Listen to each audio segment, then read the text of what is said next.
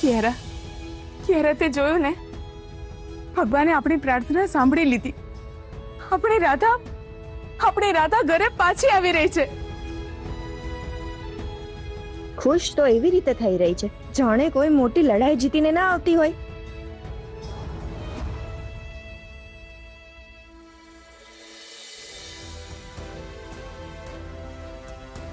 મમ્મીજી, રાધા આવી ગઈ.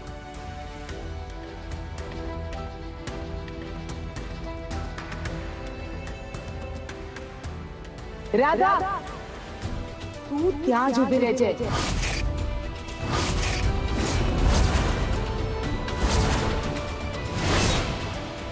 હું કહ્યા વગર ગઈ હતી એટલે મમ્મીજી ગુસ્સે તો નથી થયા ને? મમ્મી, નીલા,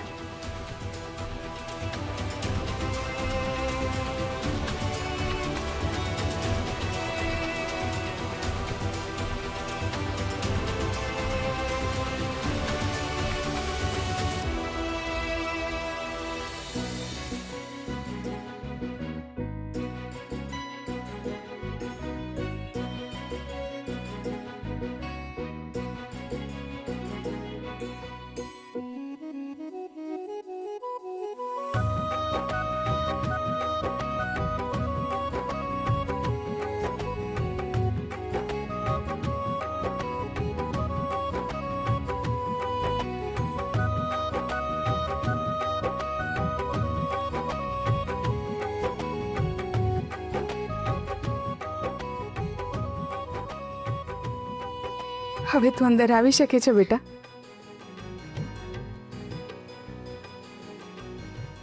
મારી રાધા,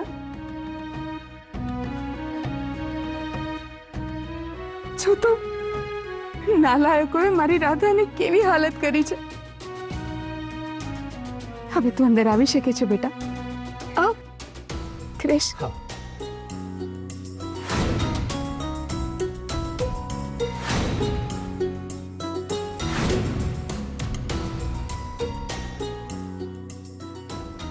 રાધા, ભગવાનની ખૂબ ખૂબ મહેરબાની કે એણે તને આટલી બધી મુસીબતો સહન કરવાની શક્તિ આપી.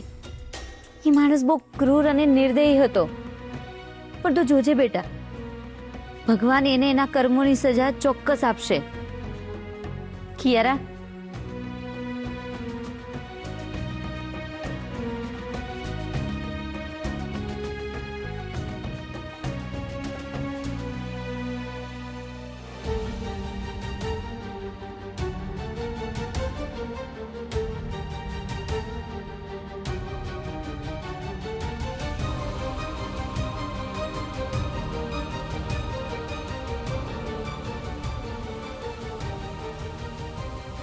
રાધા, યુ આર સચ અ બ્રેવ વુમન.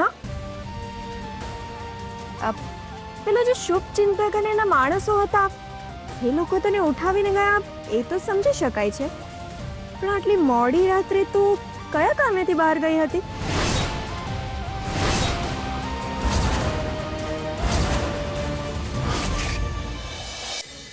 અને આમ તો જ્યારે જુઓ ત્યારે તું શૌર્યને સાથે લઈને ફરતી હોય છે ને, તો આ વખતે એકલી કેમ ગઈ?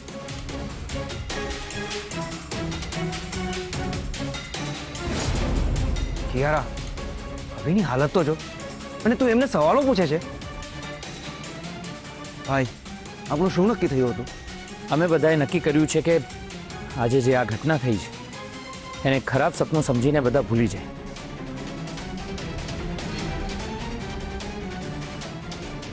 અને આજ પછી આ વિષય પર કોઈ વાત નહીં કરે.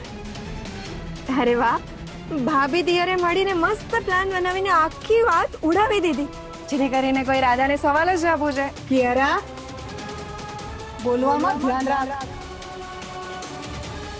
ઉર્મિલાબેન, હવે હું રજા લઉં. રશ્મિ જાગી જશે તો એ ચિંતા કરશે. રાધા બેટા. પપ્પા,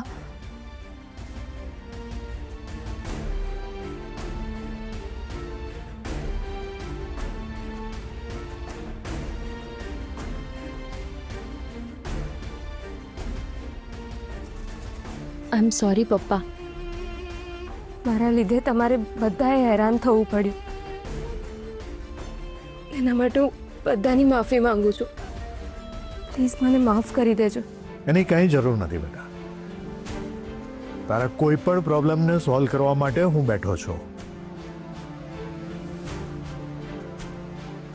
પણ બેટા, આમ અડધી રાત્રે કોઈને પણ કહ્યા વગર હવે ફરીવાર ઘરમાંથી બહાર નહીં જતી. જા બેટા, હવે તું આરામ કર. ક્રિશ, જા બેટા, રાધાને અંદર લઈ જા. હા ચાલ રાધા.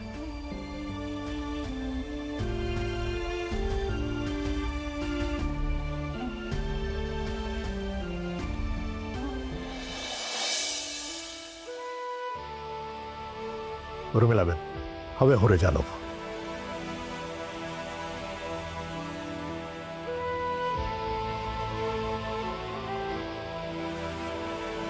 જાઓ, હવે તમે લોકો પણ અંદર જઈને આરામ કરો.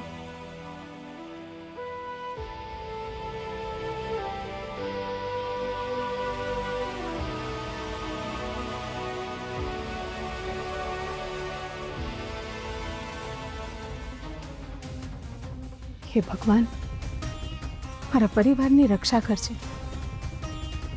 આ કિયારા વારંવાર રાધા અને શૌર્ય વિશે કંઈક ને કંઈક બોલતી રહે છે. કે આવું કેમ કરે છે એ નથી સમજાતું. મારે આ વિશે શૌર્ય સાથે વાત કરવી જ પડશે.